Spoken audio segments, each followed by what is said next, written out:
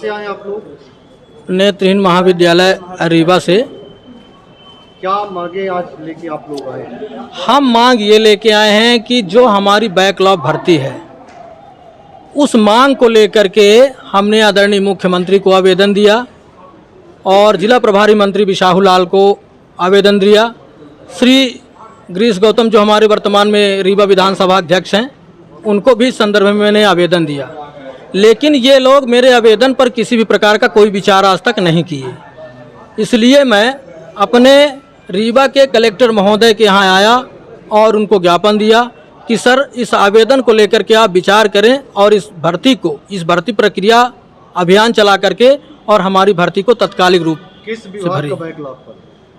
Sir अगर backlog पद कहा जाए तो यहाँ पर 42 पोस्ट खाली हैं और 5 पोस्ट जिसमें से भरी दिखा रहा है, बाकी 37 पोस्ट खाली दिखा रहा है सर।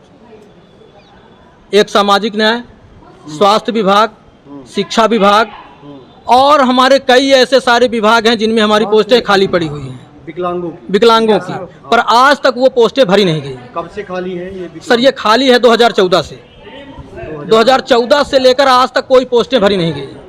मुख्यमंत्री के ऊपर हाई कोर्ट ने 50,000 रुपये का जुर्माना भी लगाया, इसके बाद भी ये सरकार कोई विचार नहीं की और आज तक मेरी पोस्टें नहीं भरी गई। क्या आप लोग सरकार के कामकाज से संतुष्ट नहीं हैं? बिल्कुल नहीं है सर। सरकार कहती है कि विकलांग होना एक मानसिक अपराध है, एक सामाजिक अपराध है। वो इसलिए क्योंकि हर एक योजना चला करके सरकार अपनी अरबों रुपए बर्बाद कर रही है, पर हम लोगों के हित के लिए सरकार कोई काम नहीं कर रही है। ना तो आज तक शिक्षा के लिए कोई एक हॉस्टल खोलवा रही है, ना तो हम लोगों को पेंशन दे रही है और ना तो रोजगार तो बिल्कुल दे ही नहीं रही है। तो हमारे किस काम की ऐसी सरकार? क्या हमारी सरकार की आशा हो सकती है, क्या उपेक्षा हो सकती है जो सरकार मेरी सेवा नहीं करती? इसलिए मैं कहता हूँ कि सरकार ही ये चाहती है कि विकलांग होना एक सामाजिक अपराध है। एक स्वस्थ व्यक्ति तो किसी तरह से अपना जीवन यापन कर सकता है, लेकिन हम कैसे कर सकते कैसे करेंगे? तो हम लोग कैसे करेंगे? हम सरकार से यही मांग करते हैं कि सरकार हम लोगों को रोजगार दे। पहली बात तो रोजगार दे और दूसरी चीज़ कि हमारे शिक्षा का बेहतर इंतजाम करे। आज सरकार मेडिकल कॉलेज में लाखों रुपए छात्रों का इंतजाम कर रही है। आज सरकार हर एक योजना निकाल के हर एक लोगों के बारे में जो सामाजिक बिल्कुल स्वस्थ रूप से सही हैं उनको सरकार कई प्रकार की योजना निकाल के और उनको जो है तो उनकी सहायता कर रही है। कई सारे स्वरोजगार मेले लगा रही है, स्वरोजगार मेले लगा करके रोजगार दे रही। लेकिन हमारे प्रति हमारे पक्ष में कौन सा मेला लगा रही सरकार? कौन सी हमारी मदद कर रही है?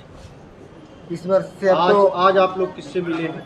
आज मैं आवक जावक में आवेदन दिया और आवक जावक में आवेदन दे करके और पावती प्राप्त किया। अच्छा, आप कुछ बोलना चाहेंगे? ठीक है, दियो पे आप कलेक्टर से भी मिल रहा। बोलिए आप। मेरा नाम महेश साकेत है।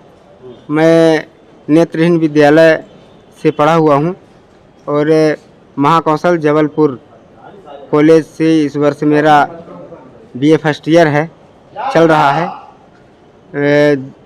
मैं यही बोलना चाहूँगा कि जो बैकलॉग भर्ती है वो सरकार हम लोगों की भरे और जिस प्रकार से जैसे लाडली बहना योजना इत्यादि योजना चला रही है उसी प्रकार से हमारे समस्त दिव्यांग भाइयों की तरफ भी ध्यान दे सरकार, तो हो सकता है हम सबका भी आगे बढ़ने का कामयाब हो सके। राशि मिल रही है क्या? नो सर, 1 भी रुपए नहीं मिला? नहीं, केवल 600 रुपये पेंसिल। अभी कभी टाइम से नहीं टाइम से नहीं, 2 महीने से नहीं आ रही है। क्या आप सरकार के प्रति असंतोष है आप लोगों में? यस, कुछ नहीं सर। नाम है आपका? मेरा नाम शिरीष कुमार नामदेव है। हाँ। मैं रीवा नेत्रहीन विद्यालय से पढ़ा हुआ हूँ और जबलपुर महाकौशल कॉलेज में BA सेकंड ईयर में पढ़ रहा हूँ। और जैसे हमारे भैया ने कहा कि सरकारी बैकलॉग की भर्तियां नहीं भरी जा रही हैं, तो 2014 से आज तक सरकार हमें ये बताए कि भर्तियां क्यों नहीं भरी जा रही है।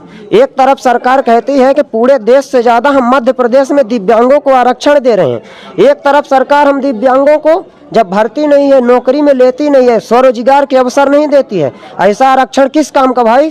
शिवराज सिंह जी जवाब दें। वो मामा कहते हैं अपने आप को कि हम सबके मामा हैं, ऐसा मामा किस काम का? वो तो वही अपराध कर रहे हैं जो शास्त्रों में कहा गया है कि कंस मामा अपराध करते हैं, वो अपराध कर रहे हैं। शिवराज सिंह जी कहते हैं कि हम अनेकों योजनाओं से लोगों को लाभ पहुंचा रहे हैं। जरा बताएं मुझे कि कितने दिव्यांगों के लिए कितनी योजनाएं चलाई हैं उन्होंने, बताएंगे? उनके पास कोई जवाब नहीं होगा अगर हम दिव्यांग लोग सवाल पूछ दें तो। मेरी उम्मीद है आप लोग मीडिया में सभी लोग हैं, आप लोग कैसे जीवन जी पाएंगे बिना नौकरी के? अब हम लोग कैसे जीवन जी पाएंगे? बेरोजगार नहीं मिलेगा तो। आर्थिक रूप से कमजोर लोग हैं, हम लोग के पास बहुत मजबूरी है, जीवन यापन करना बिल्कुल क्या बताएं, बस से बदतर होती जा रही है दिव्यांगों की जिंदगी। लगभग 2014 से जो पद खाली है उसमें आप बैकलॉग पदों को भरने की मांग है आपको? बिल्कुल सर। और जैसे शिवराज सिंह जी लाडली बहना लाडली लक्ष्मी योजना चला रहे हैं, आर्थिक सहायता भी चाहते हैं कि जब तक रोजगार न मिले बेरोजगारी भत्ता मिलना चाहिए। जब लाडली बहना लाडली लक्ष्मी योजना चला रहे हैं तो क्या हम दिव्यांगों की पेंशन बढ़ाने में सरकार असमर्थ है? सरकार कहती है कि दिव्यांगों की पेंशन बढ़ाने के लिए मेरे पास कोई भत्ता नहीं है। अरे जब आधा पैसा केंद्र सरकार मिलके आधा पैसा राज्य सरकार मिलके देती है तो क्यों सरकार के पास नहीं है? लाडली बहना योजना चलाने के लिए कहना है कि 600 रुपए से जैसे वृद्धा का बढ़ा के 1000 किया गया, आप लोग का कम से कम उतना किया जाए। कम से कम उतना किया जाए। जब 1000-1200 रुपए तो कम से कम करना चाहिए, क्योंकि कोर्ट ने अभी फैसला भी दिया है, इंदौर हाई कोर्ट ने 600 रुपए। इंदौर हाई कोर्ट की खंडपीठ ने कहा है कि आप कम से कम इनकी 1562 रुपए पेंशन कीजिए। और अभी जैसे हमारे भैया ने बताया कि शिवराज सिंह ने जुर्माना भी भरा, लेकिन इनको जुर्माना भरना मंजूर है, दिव्यांगों का कल्याण कम मजबूर मतलब वो नहीं है। आप लोगों से मिलने कभी कोई नेता या अधिकारी आता है क्या आप लोग की समस्याओं को देखने? कोई नहीं। हम लोगों को वो ये समझते हैं कि इनकी मेरे को जरूरत ही क्या है। हम लोगों के साथ तो इतना तक होता है कि यदि हम किसी मंत्री को आवेदन देने जाते हैं, वो अंदर बैठे हैं, जो उनके सेक्रेटरी होते हैं तो वो हम लोगों को देकर कह देते हैं कि जाओ बोल दो कि वो है ही नहीं है। मतलब आप लोग का अपमान भी करते हैं? अपमान भी करते हैं। जैसा और बोलना चाहूँगा, अभी हम लोग 1 महीने पहले विधायक सर को, पंचूलाल प्रजापति जी विधानसभा मनगमा के विधायक हैं, उनसे हम 2 लोग गए थे। मैं और ये महेश शाकित और ब्रिजेश केवट, बोलो क्या बोल हम लोगों ने गए थे आर्थिक सहयोग के लिए।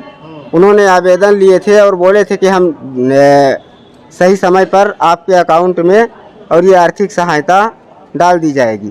आज तक उन्होंने नहीं डाली गई। जब फ़ोन कॉल के माध्यम से संपर्क किया गया तो उनके द्वारा बोला जा रहा है कि अभी नहीं मिलेगा। और मेरे त्योंठर विधानसभा की भी समस्या है सर, नहीं है।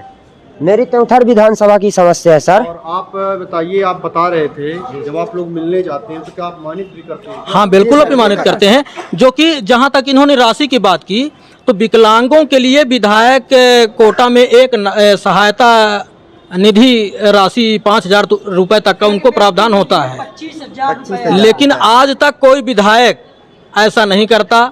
जब हम लोग किसी विधायक या किसी मंत्री से मिलने जाते हैं तो जब हम लोगों को कोई देखता है तो बोल देता है कि आप सीधे जाकर के कह दीजिए कि वो अभी सर अभी नहीं है, बैठे रहते, तब तक तुम बैठो। विधायकों को निश्चित रूप से 25,000 को देना पड़ता है, उनका सब फिक्स रहता है क्या? सब फिक्स नहीं, ये निराश्रित निधि से आता है सर, एक व्यक्ति के लिए होता है। इनकी राशि निश्चित होती है।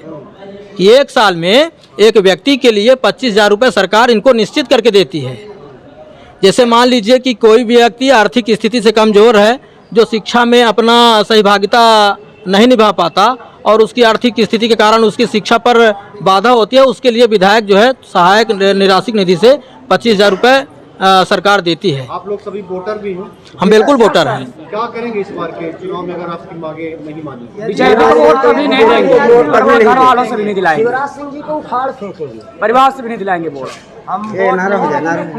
नहीं हम वोट ना दो भाई। अपने गांव वालों को भी हम समझा सकते हैं। हम जितना हमारा